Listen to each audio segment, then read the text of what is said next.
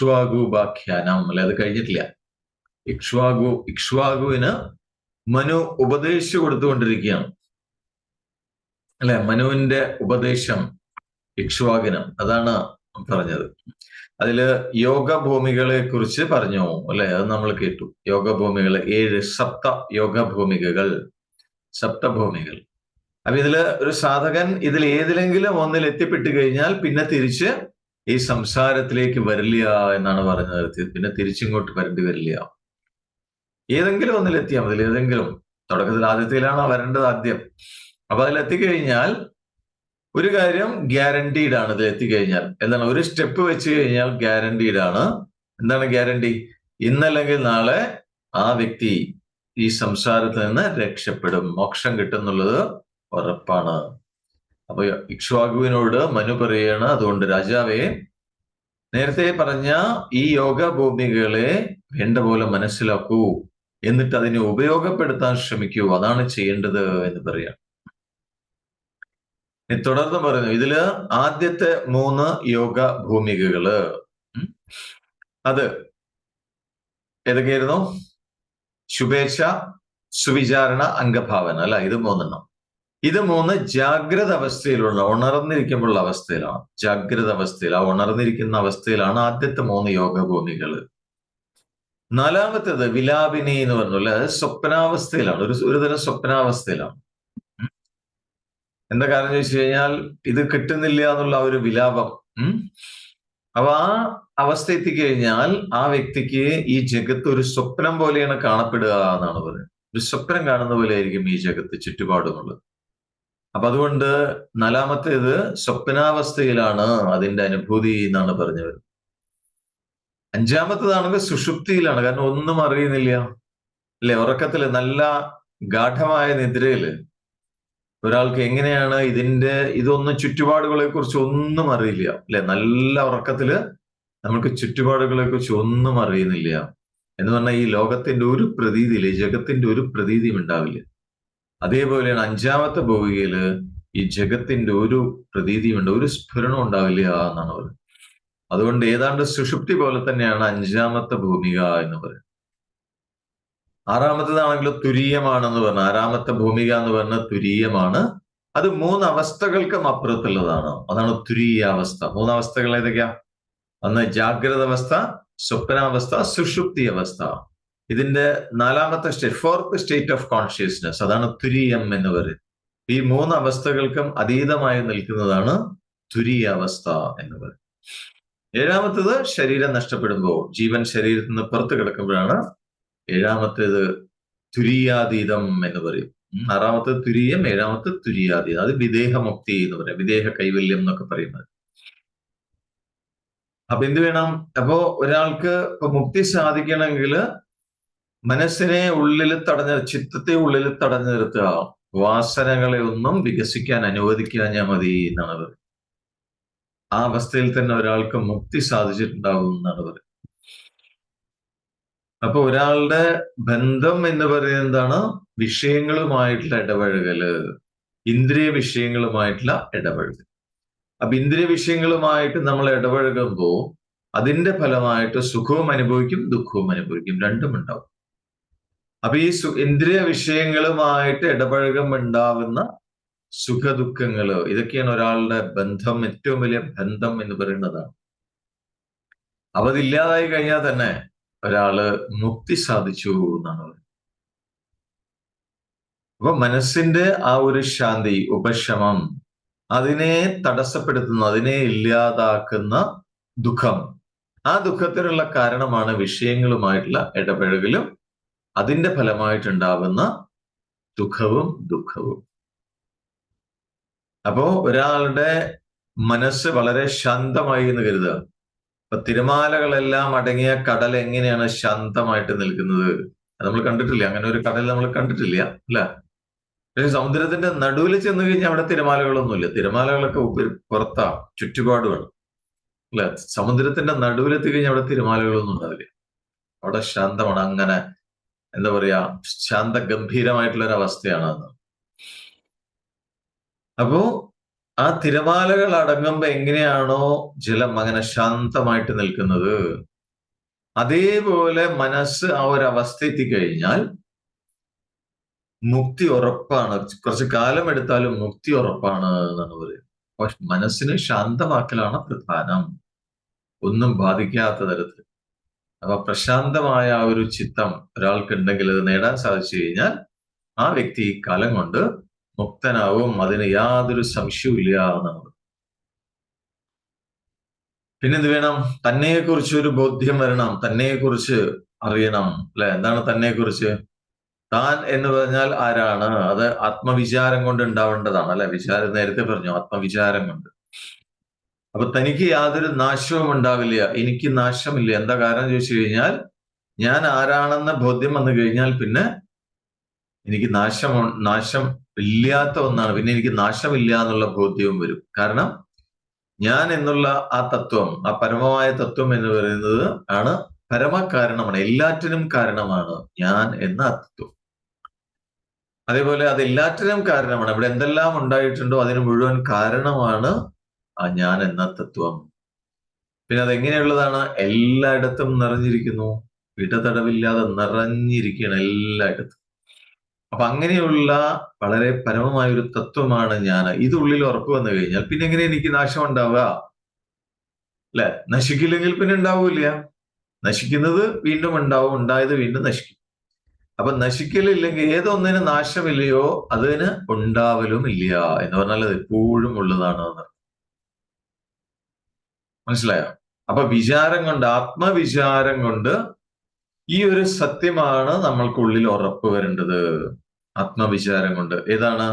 എല്ലായിടത്തും നിറഞ്ഞിരിക്കുന്ന, എല്ലായിടത്തും ഉള്ളത്. അത് എപ്പോഴാണുള്ളത്? എപ്പോഴും ഉള്ളത്. എപ്പോഴെങ്കിലും ഒന്നല്ല, എപ്പോഴും ഉള്ളതും എല്ലായിടത്തും നിറഞ്ഞിരിക്കുന്ന, ഒരു മാറ്റവും സംഭവിക്കാത്ത, അതിന് മാറ്റങ്ങളൊന്നും ഉണ്ടാവുന്നില്ല. അത് കൂടുന്നില്ല, കുറയുന്നില്ല, ഏറ്റക്കുറച്ചിലൊന്നും അതിനുണ്ടാവുന്നില്ല. അത് ഇന്നും ഒരേപോലെ തന്നെയാണ്. അപ്പൊ അതുകൊണ്ട് തന്നെ പരമമായ സത്യമാണത് എന്ന് മാത്രമല്ല, എല്ലാറ്റിനെയും പ്രകാശിപ്പിക്കുന്ന ചൈതന്യമാണത്. അതാണ് ഞാൻ എന്ന് ആത്മവിചാരം കൊണ്ട് ബോധിക്കാൻ സാധിക്കും എന്നാണ്. അതിനാണ് ആത്മവിചാരം ചെയ്യണം എന്ന് പറഞ്ഞു. ഞാൻ ആര്? Who am I? ഈ കാണുന്നതൊക്കെ എന്താണോ? ഇതൊക്കെ എങ്ങനെയാണ് ഉണ്ടായത്? ഇതൊക്കെയാണ് വിചാരം. തത്വവിചാരം എന്ന് പറഞ്ഞാൽ ഇതാണ്. അപ്പൊ ആ തത്വവിചാരം കൊണ്ട് താൻ ആരാണെന്നുള്ളത് ബോധ്യം വരും എന്നാണ് പറയുന്നത്. അത് ഉള്ളിൽ ഉറയ്ക്കണം. ഇപ്പൊ നമ്മൾക്കത് ഉറച്ചിട്ടില്ല, അല്ലെ? ഞാൻ ആരാണെന്നുള്ളത് ഉറച്ചിട്ടില്ല. അതുകൊണ്ടാണ് നമ്മളെ കുറിച്ച് ആരെങ്കിലുമൊക്കെ എന്തെങ്കിലുമൊക്കെ പറഞ്ഞു കഴിഞ്ഞാൽ നമ്മൾ ആകെ വയലന്റ് ആവും. ശരിയല്ലേ? നമ്മൾക്ക് ദേഷ്യം വരും, ചെന്ന് രണ്ട് പൊട്ടിക്കാൻ തോന്നും, അല്ലെങ്കിൽ രണ്ട് വർത്താനം അങ്ങോട്ട് തിരിച്ചു പറയും. എന്താ കാരണം? ഞാൻ ആരാണെന്ന് ഇനിയും മനസ്സിലായിട്ടില്ല, ഉറച്ചിട്ടില്ല. കേട്ടിട്ടുണ്ട്, ഞാൻ ആരാണെന്നൊക്കെ കേട്ടിട്ടുണ്ട്. ഞാൻ ബ്രഹ്മമാണ്, പരമമായ സത്യമാണ്, എല്ലായിടത്തും നിറഞ്ഞിരിക്കുന്നതാണ് ഞാനതൊക്കെ നമ്മൾ കേട്ടിട്ടുണ്ട്. ബുദ്ധിയുടെ തലത്തിലൊക്കെ അറിയാം. പക്ഷെ ഉള്ളിൽ ഉറപ്പ് വന്നിട്ടില്ല. ഉള്ളിൽ ഉറപ്പ് വരാതിരിക്കും കാലത്തോളം എന്താ സംഭവിക്കുക? നമ്മളെ കുറിച്ച് എന്തെങ്കിലും കേട്ട് കഴിഞ്ഞാൽ, മോശമായിട്ട് കേട്ട് കഴിഞ്ഞാൽ നമ്മൾ പ്രതികരിക്കും. നേരെ പക്ഷെ ഇതാണ് ഞാനെന്ന് ഉറപ്പ് വന്നു കഴിഞ്ഞാൽ പിന്നെ ഒരു പ്രശ്നമില്ല. അപ്പൊ ഇത് ഈ ഉറപ്പ് എങ്ങനെ ഉണ്ടാവും? ആത്മവിചാരം കൊണ്ട്, അല്ലെ? വിചാരം കൊണ്ടാണ് ഈ ഒരു ഉറപ്പ് വരിക ഉള്ളിൽ. എന്ന് മാത്രമല്ല, ഞാൻ അങ്ങനെയുള്ളതാണ്. എങ്ങനെയുള്ളത്? എപ്പോഴും ഉള്ളതാണ്, എല്ലായിടത്തും നിറഞ്ഞിരിക്കുന്നതാണ്, എല്ലാറ്റിനെയും പ്രകാശിപ്പിക്കുന്ന പരമസത്യമായിരിക്കുന്ന പരമചൈതന്യമാണ് ഞാന്. അപ്പൊ ഇത് ആത്മവിചാരം കൊണ്ട് ഈ ഒരു സത്യം നമ്മൾക്ക് ഉള്ളിൽ ഉറപ്പ് വരും. പിന്നെ മാത്രമല്ല, തന്റെ സ്വരൂപം എന്ന് പറയുന്നത് വേറൊന്നുമായിട്ടും അതിനെ ചേർച്ചയില്ല, വേറൊന്നുമായിട്ടും അത് ചേരുന്നില്ല. കാരണം വേറൊന്നുമില്ല യഥാർത്ഥത്തിൽ. അതുകൊണ്ട് തന്നെ അത് സ്വയമേവ ആനന്ദമയമാണ്, ആനന്ദ സ്വരൂപമാണ്. ഇങ്ങനെ ആ ഒരു തത്വത്തെ, ആ പരമമായ തത്വത്തെ, ആ ബ്രഹ്മതത്വത്തെ വിചാരം കൊണ്ട് അറിഞ്ഞ് സാക്ഷാത്കരിക്കണം എന്നാണ്. ആത്മവിചാരം ചെയ്ത് അതിനെ സാക്ഷാത്കരിക്കണം, അതായിത്തീരണം എന്നാണ് പറയുന്നത്. അപ്പൊ എങ്ങനെയാണ് അതായിത്തീരാൻ സാധിക്കുക ചോദിച്ചു കഴിഞ്ഞാൽ, വിചാരം കൊണ്ട്, നിരന്തരമായിട്ടുള്ള ആത്മവിചാരം കൊണ്ട് അതായി മാറും. ആത്മവിചാരം കൊണ്ട് ബ്രഹ്മവിചാരം, അതുകൊണ്ട് അതിനെ അറിയാൻ പറ്റും. അത് അറിഞ്ഞു കഴിഞ്ഞാൽ പിന്നെ അതായി മാറും. കാരണം ബ്രഹ്മവിദ് ബ്രഹ്മൈവ ഭവതി എന്ന് പറയും. ബ്രഹ്മത്തെ അറിയുന്ന ആള് ബ്രഹ്മമായി തീരുന്നു എന്നാണ് പറയുന്നത്. അതാണ് പ്രമാണം. അപ്പോ അങ്ങനെ ആ ആത്മസ്വരൂപം നേടുകയും, ആത്മസ്വരൂപമായി മാറുകയും, ആത്മസാക്ഷാത്കാരം നേടിക്കഴിഞ്ഞാൽ ആത്മാവിനെ അറിഞ്ഞ് അതായി മാറുക. അതായി മാറിക്കഴിഞ്ഞാൽ പിന്നെ എന്താണ് ബാധിക്കുക ആ വ്യക്തിയെ എന്നാണ് ചോദിക്കുന്നത്. പിന്നെ ചുറ്റുള്ള ഒന്നും ബാധിക്കില്ല, ഒരു സംസാര ബാധയും ഉണ്ടാവില്ല, ഒരു ബാധയും ഉണ്ട്, ഒന്നും തന്നെ ബാധിക്കില്ല എന്നാണ്. പക്ഷെ അങ്ങനെ ചെയ്യാതെ, ആ രീതിയിൽ ആത്മവിചാരം ചെയ്ത് ആ ഒരു അവസ്ഥ എത്താതെ വേറെന്തൊക്കെ ചെയ്താലും ഒരാൾക്ക് പൂർണ്ണമായിട്ടുള്ള തൃപ്തി വരില്ല എന്നാണ്. ആ ഒരു ഫുൾഫിൽമെന്റ് എന്ന് പറയില്ലേ, ആ ഒരു അവസ്ഥ എത്തില്ല, സാഫല്യം, അത് ആ ഒരു അവസ്ഥ എത്തില്ല എന്നാണ്. കൃതാർത്ഥത തോന്നില്ല ഉള്ളിൽ. അപ്പൊ ഇങ്ങനെ ഇത്തരം കാര്യങ്ങളൊക്കെ ഉപദേശിച്ചു കൊടുത്ത് മനു തിരിച്ച് സ്വർഗത്തിലേക്ക് പോയി എന്നാണ് പറയുന്നത്. അപ്പോ ഇനി വസിഷ്ഠ മഹർഷി രാമനോട് പറയണ, രാമ, മനു ഉപദേശിച്ചു കൊടുത്ത ഈ ജ്ഞാനത്തെ വേണ്ട പോലെ മനനം ചെയ്ത് ഗ്രഹിച്ച് അദ്ദേഹം ഉപയോഗപ്പെടുത്തി പിന്നീട് ഇക്ഷ്വാകു രാജാവ് മുക്തനായി എന്ന് പറയണം. മുക്തനായി അദ്ദേഹം ചരിതാർത്ഥ്യം അനുഭവിച്ചു എന്ന് പറയണം. രാമനോട് പറയാണ്, അപ്പൊ അതേപോലെ ഈ ജ്ഞാനത്തെ ഉപയോഗപ്പെടുത്തി കൈവല്യത്തെ, ജന്മസാഫല്യമാണ് കൈവല്യം എന്ന് പറയുന്ന, ജന്മസാഫല്യമാണ്. അപ്പൊ ഈ ആത്മവിചാരത്തിലൂടെ ഈ ജ്ഞാനത്തെ ഉപയോഗപ്പെടുത്തി ആ കൈവല്യത്തെ നേടാനായിട്ട് സാധിക്കും എന്ന് ശ്രീരാമനോട് വസിഷ്ഠ മഹർഷി പറയണം. മനുവിന്റെയും ഇക്ഷ്വാകുവിന്റെയും ചരിത്രം പറഞ്ഞു കൊടുത്തു. എന്നിട്ട് പറയണം, ഇതുപോലെയാണ് വേണ്ടത്, അങ്ങനെ ആയിക്കഴിഞ്ഞാൽ ആ ജന്മസാഫല്യമായ കൈവല്യം നേടാനായിട്ട് സാധിക്കും എന്ന് പറഞ്ഞു വസിഷ്ഠ മഹർഷി. വസിഷ്ഠ മഹർഷി ഇക്ഷ്വാകുവിന്റെ ഈ ഒരു ചരിത്രം പറഞ്ഞ് അവസാനിപ്പിച്ചപ്പോ ശ്രീരാമൻ ഒരു ചോദ്യം ചോദിക്കുന്നുണ്ട് അങ്ങോട്ട്. വസിഷ്ഠ മഹർഷി പറയുന്ന വളരെ രസകരമായ ഒരു ചോദ്യം വസിഷ്ഠ മഹർഷിയോട് ചോദിക്കാം. മുമ്പ് ഒരിക്കൽ ചോദിച്ചിട്ടുള്ളതാണ്, വീണ്ടും ഒന്നുകൂടെ ചോദിക്കാം. അപ്പോ അത് പക്ഷെ ശ്രീരാമനല്ല ചോദിച്ചത് മുമ്പ്, അല്ലെ? ഒരു കഥയിലെ ശ്രീരാമനല്ല, വേറെ ആരുമാണ് ചോദിച്ചിരിക്കുന്നത്. അവിടെ ശ്രീരാമനാണ് ചോദിക്കുന്നത്. എന്താണെന്നറിയാമോ? ഇപ്പോ വസിഷ്ഠ മഹർഷി ഇക്ഷ്വാകുവിന്റെ ഉപദേശം, ഇക്ഷ്വാകുവിന്റെ ചരിത്രം പറഞ്ഞ് അവസാനിപ്പിച്ചു. ശ്രീരാമൻ ചോദിക്കുന്ന ഇതാണ്, ഇപ്പോ ലോകത്തില് പലർക്കും അമാനുഷികമായ സിദ്ധികളുണ്ട്, ശക്തികളുണ്ട്, അല്ലെ? മനുഷ്യർക്ക് ഇല്ലാത്ത അമാനുഷികമായ ശക്തികള്, അല്ലെങ്കിൽ അമാനുഷികമായ വൈഭവം, അസാധാരണമായ ശക്തികള് ഉള്ള ആളുകളുണ്ടല്ലോ. അപ്പൊ സാധാരണക്കാരായ ആളുകള് ഇങ്ങനെ അമാനുഷികമായ അനുഭവം, അല്ലെങ്കിൽ അമാനുഷികമായ സിദ്ധികൾ, അസാധാരണമായ സിദ്ധികള്, ഇതൊക്കെ ഉള്ള ആളുകളെയാണ് വലിയ ആളുകളായിട്ട് കണക്കാക്കുക. ഇവരൊക്കെ ദിവ്യന്മാരാണെന്ന് കണക്കാക്കുന്നുണ്ട് ആളുകൾ. ഇപ്പോ ചൂടും തണുപ്പും ഏൽക്കാതിരിക്കുക, ശീതോഷ്ണങ്ങൾ ബാധ ഇല്ലാതിരിക്കുക, അവർക്ക് എത്ര തണുപ്പിലൂടെയും അവർക്ക് പോകാൻ സാധിക്കും, എത്ര ചൂടിലൂടെയും അവർക്ക് പോകാനായിട്ട് സാധിക്കും, ഇതൊന്നും അവരെ ബാധിക്കില്ല. അങ്ങനെയുള്ളവരുണ്ട്, സിദ്ധികളുള്ള ആളുകൾ. അതുപോലെ ആകാശത്തൂടെ യാത്ര ചെയ്യാം. ദൂരത്തുള്ളതിനെ ഇവിടെ ഇരുന്നുകൊണ്ട് അറിയാം. ഇവിടെ ഇരുന്നുകൊണ്ട് പറയാൻ പറ്റും അവിടെ എന്തൊക്കെയാണുള്ളത്, അല്ലെങ്കിൽ ഇവിടെ ഇരുന്നുകൊണ്ട് അയാൾക്ക് എന്താ ചിന്തിച്ചുകൊണ്ടിരിക്കണം, ഒക്കെ ഇവിടെ ഇരുന്നുകൊണ്ട് പറയാൻ പറ്റും. അങ്ങനെയുള്ള കഴിവുകളൊക്കെ ഉണ്ട് ചിലർക്ക്. അപ്പൊ ദൂരെയുള്ള കാര്യങ്ങളെ അറിയുക. അപ്പൊ ഇങ്ങനെയുള്ള സിദ്ധികളൊക്കെ സാധാരണ മനുഷ്യർക്ക് ഇല്ലാത്തതാണ്, അമാനുഷ്യങ്ങളാണ്, അസാധാരണമാണ്. അതുകൊണ്ടാണ് ഇതിനെയൊക്കെ സിദ്ധികൾ എന്ന് വിളിക്കുന്നത്. അതുകൊണ്ടാണ്, അല്ലെ? അതുകൊണ്ടാണ് ഇതിനെ സിദ്ധികൾ എന്ന് പറയുന്നത്. കാരണം സിദ്ധന്മാർക്ക് മാത്രമേ ഉണ്ടാവുള്ളൂ, എല്ലാവർക്കും അത്തരം സിദ്ധികൾ ഉണ്ടാവില്ല. അപ്പൊ ഈ സിദ്ധികളൊക്കെ നേടാൻ സാധിച്ച ആളുകളെ സിദ്ധന്മാര് എന്നാണ് സാധാരണ പറയുക. ദിവ്യന്മാര്, അവരൊക്കെ ദിവ്യന്മാരാണെന്ന് കരുതി ആളുകൾ അവരെയൊക്കെ ആദരിക്കാറുണ്ട്, ബഹുമാനിക്കാറുണ്ട്. പക്ഷെ ഇങ്ങനെയുള്ള അനുഭവങ്ങളൊന്നും ജീവൻ മുക്തന്മാർക്ക് ഇല്ലല്ലോ എന്ന് ചോദിക്കണം. ഓർമ്മ ഉണ്ടോ? മുമ്പ് ഇതിനെക്കുറിച്ച് ഡിസ്കസ് ചെയ്തിട്ടുണ്ട്. ഇങ്ങനെയുള്ള അനുഭവങ്ങളൊന്നും ജീവൻ മുക്തന്മാർക്കില്ലല്ലോ. അപ്പൊ ചോദിക്കുകയാണ്, അങ്ങനെയാണെങ്കിൽ എന്താണ് ജീവൻ മുക്തനായ ഒരു ജ്ഞാനിക്ക് സാധാരണക്കാരായ ആളുകളിൽ നിന്ന് വ്യത്യസ്തമായ, പ്രത്യേകമായ ഒരു ദിവ്യത്വം അവർക്ക് എന്താണുള്ളത് എന്ന് ചോദിക്കുക. കാരണം ഇവർക്ക് പ്രത്യേകിച്ച് സിദ്ധികളൊന്നുമില്ല, ജീവൻ മുക്തന്മാർക്ക്. അവരൊന്നും പ്രകടിപ്പിക്കാറുമില്ല. അപ്പൊ പിന്നെ അവര് സാധാരണ ജനങ്ങളിൽ നിന്ന് വ്യത്യസ്തമായിട്ട്, പ്രത്യേകമായിട്ട് എന്ത് ഡിവിനിറ്റിയാണ് അവർക്കുള്ളത്, എന്ത് പ്രത്യേകതയാണ് അവർക്കുള്ളത് എന്ന് ചോദിക്കുക. അപ്പൊ ശ്രീരാമന്റെ ഈ ചോദ്യം കേട്ടപ്പോ വസിഷ്ഠ മഹർഷി ഒന്ന് ചിരിക്കുകയാണ് ചെയ്ത ആദ്യം. എന്നിട്ട് പുഞ്ചിരിയോടുകൂടി മറുപടി പറഞ്ഞു, എന്റെ ചോദ്യം തന്നെ വളരെ രസകരമായിരിക്കുന്നു എന്ന് പറഞ്ഞു. വളരെ രസകരമായ ഒരു ചോദ്യമാണ് നീ ചോദിച്ചത്. ഇപ്പോ ജീവൻ മുക്തനെ സംബന്ധിച്ച് ഇങ്ങനെയുള്ള സിദ്ധികളൊന്നും ഉണ്ടായിക്കൊള്ളണമെന്നില്ല. അവർക്ക് ഉണ്ടാവാൻ വലിയ വിഷമമില്ല എന്ന് നേരത്തെ പറഞ്ഞു. പക്ഷെ ഉണ്ടായിക്കൊള്ളണമെന്നില്ല. എന്താ കാരണം ചോദിച്ചു കഴിഞ്ഞാൽ, ജീവൻ മുക്തന്മാർക്ക് ഒന്നിനോടും ഒരാഗ്രഹവും ഇല്ലാത്തവരാണ് ജീവൻ മുക്തന്മാർ. അവർക്ക് ഒരു ആഗ്രഹവും ഇല്ല. അതേപോലെ രാഗദ്വേഷങ്ങൾ ഒന്നും തന്നെ ഇല്ലാത്തവരാണ് ജീവൻ മുക്തന്മാര്. അപ്പൊ അങ്ങനെയുള്ള ആളുകൾക്ക് ഇങ്ങനെയുള്ള സിദ്ധികളൊന്നും ഉണ്ടാവില്ല എന്നാണ് പറയുന്നത്. ആകാശത്തൂടെ യാത്ര ചെയ്യുക, അല്ലെ, അങ്ങനെ ചില പല സിദ്ധികൾ ഉണ്ടല്ലോ, അതൊന്നും അവർക്ക് ഉണ്ടാവില്ല എന്നാണ് പറയുന്നത്. കാരണം ഇങ്ങനെയുള്ള സിദ്ധികളൊക്കെ ഉണ്ടാവുന്ന ആർക്കാണ് ചോദിച്ചു കഴിഞ്ഞാൽ മന്ത്രസിദ്ധി, മന്ത്രം ജപിച്ച് സിദ്ധി വരുത്തുന്നവരുണ്ട്, മന്ത്രത്തിലൂടെ സിദ്ധി കൈവരിക്കുന്നവരുണ്ട്, അല്ലെ. അക്ഷരലക്ഷം മന്ത്രം ജപിച്ച്, ഓരോ മന്ത്രമുണ്ട്, ഓരോ മന്ത്രത്തിനും അത് ഇത്ര ലക്ഷം ജപിച്ചു കഴിഞ്ഞാൽ ഇന്ന സിദ്ധികൾ കിട്ടുന്ന കണക്കുണ്ട്. അതാണ് മന്ത്രസിദ്ധി, മന്ത്രത്തിലൂടെ സിദ്ധികൾ കൈവരിക്കുക. പിന്നെ യോഗസിദ്ധി, യോഗത്തിലൂടെ സിദ്ധി കൈവരിക്കുക. തപസ്സനുഷ്ഠിച്ചുകൊണ്ട് സിദ്ധികൾ നേടുക, അങ്ങനെയുണ്ടല്ലോ. തപസ്സനുഷ്ഠിച്ച് പല ആളുകളും സിദ്ധികൾ നേടിയിട്ടുണ്ട്. അപ്പൊ ഇങ്ങനെയൊക്കെ ചെയ്യുന്നവർക്കാണ് സിദ്ധികൾ ഉണ്ടാവുന്നത്. അപ്പൊ മന്ത്രം ജപിക്കുന്നവർക്ക് ഒരു ആഗ്രഹമുണ്ട്, ഇന്ന കാര്യം നടക്കണം എന്നൊരു ആഗ്രഹമുണ്ട്, അതോടുകൂടിയിട്ടാണ് അവരെ ചെയ്യുന്നത്. അതേപോലെ തന്നെ തപസ് ചെയ്യുന്നതും അങ്ങനെ ഒരു ആഗ്രഹത്തോട്, അതുകൊണ്ടാണ് അവർക്ക് ആ ഒരു സിദ്ധി കിട്ടുന്നത്. അപ്പൊ അങ്ങനെ പ്രവർത്തിക്കുന്നവർക്കാണ് അങ്ങനെയുള്ള സിദ്ധികൾ ഉണ്ടാവുന്നത്. പക്ഷെ ജ്ഞാനിയെ സംബന്ധിച്ച് ഒരു ആഗ്രഹം ഇല്ലാത്തവരാണെന്ന് പറഞ്ഞു. ജീവൻ ഭക്തനെ സംബന്ധിച്ച് ഒന്നും വേണമെന്നില്ല അവർക്ക്. എന്താ കാരണം ചോദിച്ചു കഴിഞ്ഞാൽ അവര് സ്വതവേ തൃപ്തരാണ്, കൃതകൃത്യത അനുഭവിക്കുന്നവർ, വളരെ നൈർമല്യമുള്ളവരാണ് ഉള്ളില്. ഒരു ആഗ്രഹങ്ങളും ഒന്നുമില്ലാത്തവരാണ്, വളരെ പ്യുവറാണ് അവര് എന്നാണ് പറയുന്നത്, വളരെ ശുദ്ധമാണ്.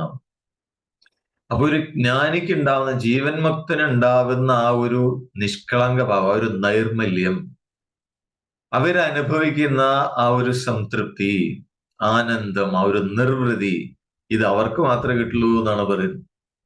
ഈ സിദ്ധികൾ കൈക്കലാക്കിയ സിദ്ധന്മാർക്ക് അത് കിട്ടിക്കോളണമെന്നില്ല എന്നാണ് പറയുന്നത്. അവര് ജ്ഞാനികളായി കഴിഞ്ഞാൽ അവർക്കും ഇത്തരത്തിലാവും. മനസ്സിലാവുന്നുണ്ടോ? അപ്പോ ആ ആ ഒരു ആനന്ദം, ആ ഒരു നിർവൃതി, ആ ഒരു നൈർമല്യം, ഇതൊക്കെ ആ ജീവൻ മുക്തന്മാരിൽ മാത്രമേ ഉണ്ടാവുള്ളൂ, ജ്ഞാനിക്ക് മാത്രമേ ഉണ്ടാവുള്ളൂ എന്നാണ്. അപ്പോ അവർക്ക് ഒന്നിനും പ്രയത്നിക്കേണ്ട ആവശ്യമില്ല. അപ്പൊ എന്തുകൊണ്ടാണ് ഈ സിദ്ധന്മാരൊക്കെ പ്രയത്നിച്ചിരിക്കണത് ചോദിച്ചു കഴിഞ്ഞാൽ അവർക്ക് അതിനോടൊരു ആഗ്രഹം ഉണ്ടായിരുന്നു. അപ്പൊ ഏതെങ്കിലും ഒരു കാര്യത്തിൽ അല്ലെങ്കിൽ ഏതെങ്കിലും ഒരു അനുഭവത്തിൽ കുറച്ചെങ്കിലും ആഗ്രഹമുണ്ടെങ്കിൽ പ്രയത്നമുണ്ട്, അവരുടെ ഭാഗത്തുനിന്ന് പണിയെടുക്കേണ്ടി വരും. അവർക്ക് പ്രയത്നം, അതിനുവേണ്ടി അത് നേടാനുള്ള പ്രയത്നം ഉണ്ടാവും അവരുടെ ഭാഗത്ത്. പക്ഷെ ഒരു ജ്ഞാനിയെ സംബന്ധിച്ച് ഒന്നിനോടും ഒരു ആഗ്രഹമില്ല, ഒന്നും വേണമെന്നില്ലാത്തവരാണ്. അപ്പൊ പിന്നെ അവര് എന്ത് പ്രയത്നമാണ് ചെയ്യേണ്ടത്? അവര് സിദ്ധികൾക്ക് വേണ്ടി പ്രയത്നിക്കുമോ എന്നാണ് ചോദിക്കുന്നത്. പിന്നെ ജ്ഞാനിയെ സംബന്ധിച്ച് കിട്ടാത്തതായിട്ട് ഒന്നും തന്നെ ഇല്ല എന്നാണ്. അവർക്ക് വേണ്ടതെല്ലാം കിട്ടും, വേണ്ടതെല്ലാം കിട്ടുന്ന മാത്രമല്ല അവർക്ക് കിട്ടേണ്ടതായിട്ട് ഒന്നുമില്ല എന്നാണ്. ഇന്നത് കിട്ടേണ്ടതെന്നുള്ള തോന്നലുണ്ടല്ലോ, അതുപോലും ഇല്ല എന്നാണ്. അതുകൊണ്ട് തന്നെ കിട്ടാത്ത, അവർക്ക് എന്ത് വേണമെങ്കിൽ എല്ലാം സുലഭമാണ് അവർക്ക് എന്നാണ് പറയുന്നത്. മനസ്സിലൊരു ആഗ്രഹങ്ങൾ വരില്ല, ഇനി അഥവാ വരുമ്പോഴേക്കും അത് നടന്നിട്ടുണ്ടാവും. അപ്പൊ വിശപ്പ് തോന്നുന്നുണ്ടെങ്കിൽ ഭക്ഷണം കഴിക്കണം എന്നുള്ള ആഗ്രഹം ഉള്ളിൽ നിന്ന് ഉണർന്നു വരുമ്പോഴേക്ക് തന്നെ ഭക്ഷണം മുന്നിൽ ഉണ്ടാവും എന്നാണ് അവർ. മനസ്സിലായോ? അതവിടെ കിട്ടും.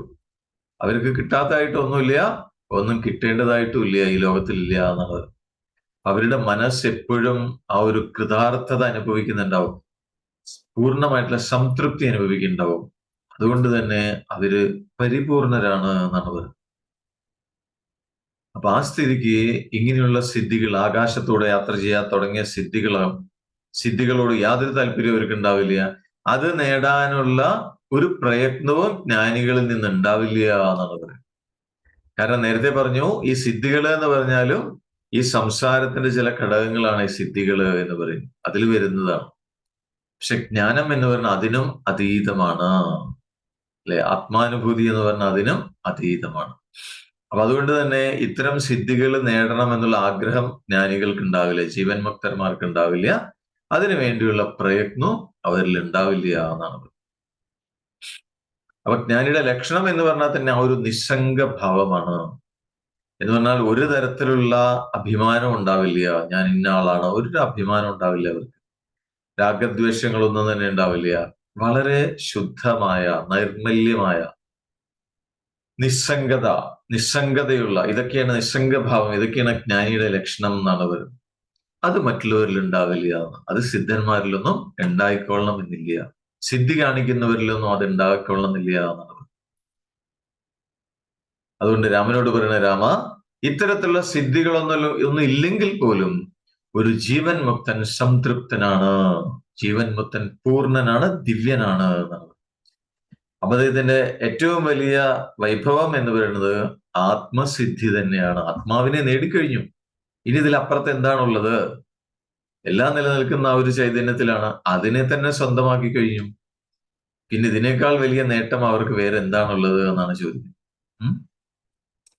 ഇപ്പൊ ശരിക്കും പറഞ്ഞാൽ ആ ഈശ്വര ചൈതന്യം, നേരത്തെ ഒരു സന്ദർഭത്തിൽ പറയുണ്ടായി അല്ലെ, ആ എന്താണ് പരമമായ ചൈതന്യം അത് തന്നെ മായയുമായി ചേർന്ന് ഈശ്വരനായി, അല്ലെ, ഓർമ്മ ഉണ്ടാവും, അവിദ്യയുമായി ചേർന്ന് ജീവനായി എന്ന് പറഞ്ഞു.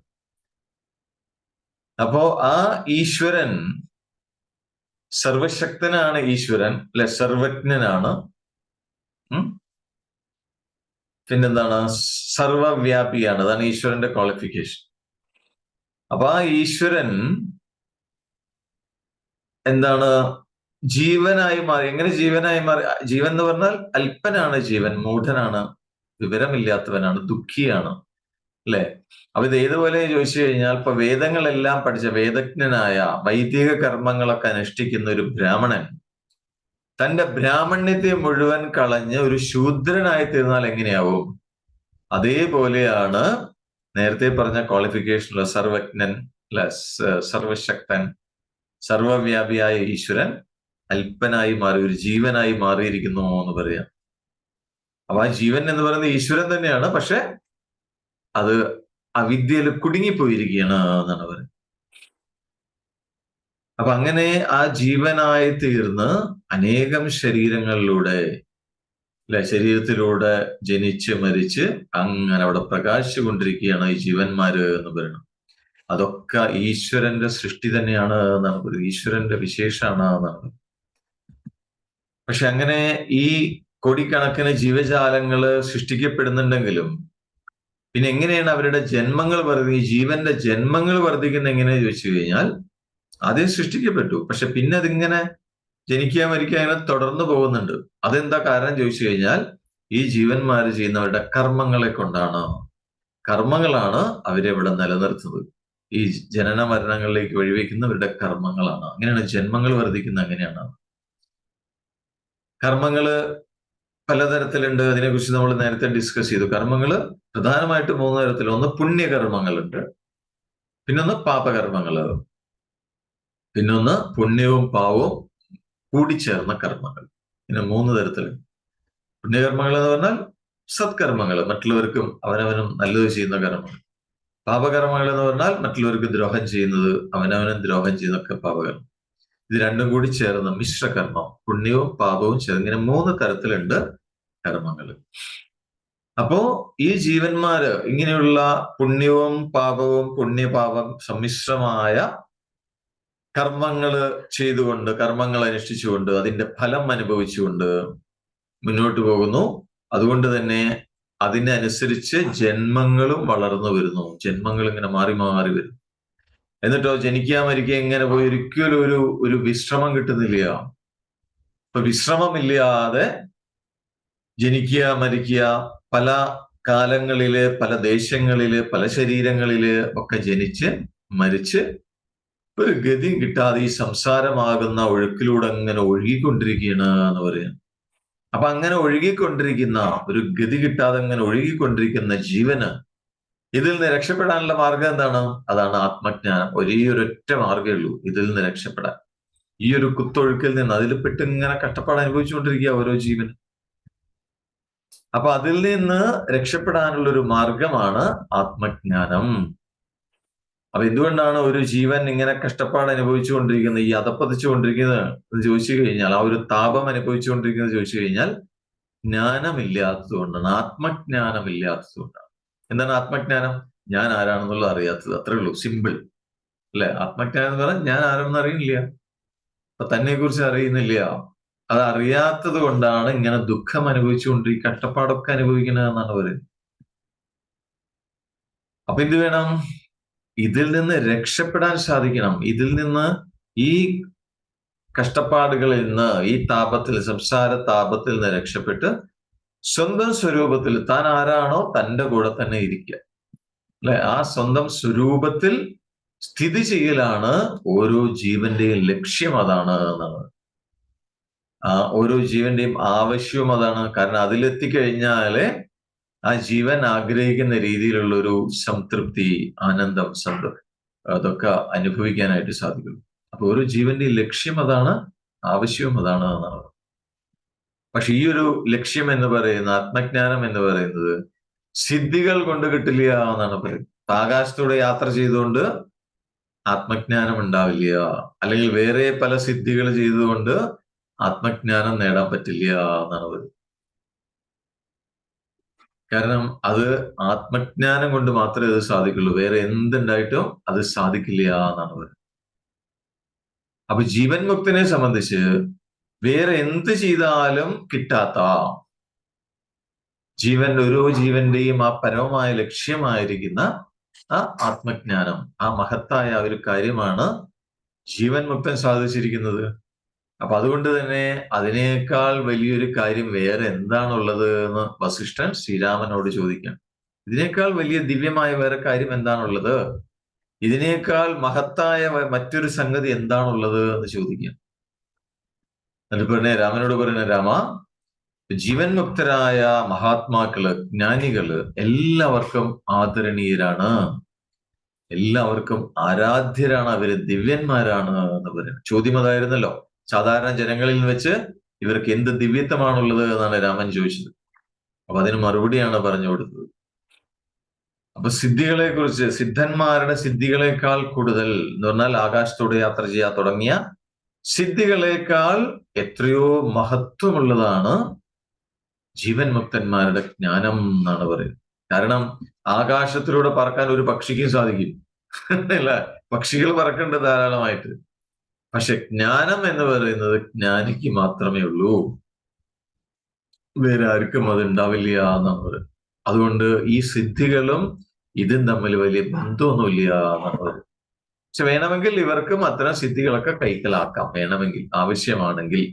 പക്ഷെ അവർക്ക് അങ്ങനെയുള്ള യാതൊരു ആഗ്രഹവും അവരുടെ ഉള്ളില് ഉണ്ടാവില്ല എന്നാണ് പറയുന്നത്. ഇനി തുടർന്ന് കുറച്ചുകൂടെ കാര്യങ്ങൾ പറയുന്നുണ്ട്, അത് നമുക്ക് നാളെ നോക്കാം, അടുത്ത സെഷനിൽ നമ്മൾക്ക്. Okay, yes. കണ്ണുകൾ അടച്ചു വയ്ക്കൂ. കണ്ണുകൾ അടഞ്ഞിരിക്കുന്നു. നട്ടെല്ല് നിവർന്നിരിക്കട്ടെ. കൈകൾ മടിമേൽ മലർത്തി വെക്കാം.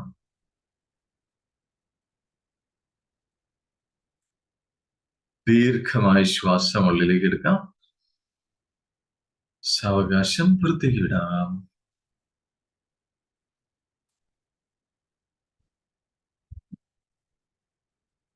കൈകൾ അയഞ്ഞിരിക്കുന്നു, തോളുകൾ അയഞ്ഞിരിക്കട്ടെ.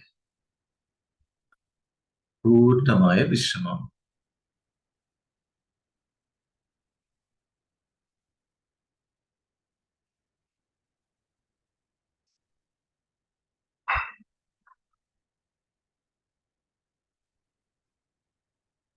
മുഴുവൻ ശ്രദ്ധയും തന്നിൽ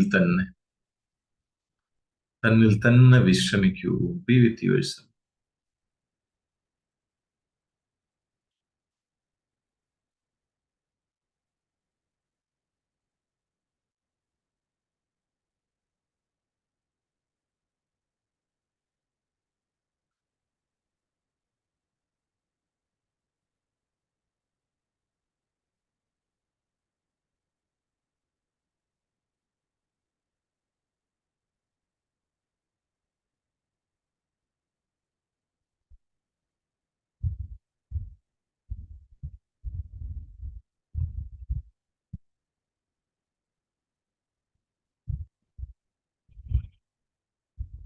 ഓം സം ശമിഭ്യുവസേ വൃഷൻ അഗ്നേ വിശ്വാനര്യ ഇലസ്പദേ സമിധ്യസേ സനോ വസൂന്യാഭരാ സംഗച്ഛധ്വം സംവദധ്വം സംഭോമനാംസി ജാനതാം ദേവാഭാഗം യഥാ പൂർവേ സഞ്ജാനാന ഉപാസത്തെ സമാനോ മന്ത്രഃ സമിതി സമാനീ സമാനം മനഃസഹ ചിത്തമേഷ സമാനം മന്ത്രമഭിമന്ത്ര ഏവ സമാനേന വോഹവിഷാ ജുഹോമി. സമാനീവ ആഗോദിഃ സമാനാ ഹൃദയാനിവഹ സമാനമസ്തു വോ മനോ യഥാ വസ്തു സഹാസതി. നമോ ബ്രഹ്മണേ നമോ അസ്ത്വഗ്നയേ നമ പൃഥവ്യേ നമ ഓഷധേഭ്യഃ നമോ വാചേ നമോ വാചസ്പതയേ നമോ വിഷ്ണവേ ബൃഹദേ കരോമി.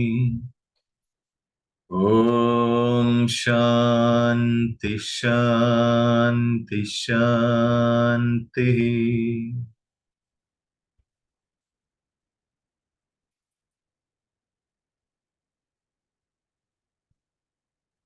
ദീർഘമായ ശ്വാസം ഉള്ളിലേക്ക് എടുക്കാം, സാവകാശം പുറത്തേക്കിടാം.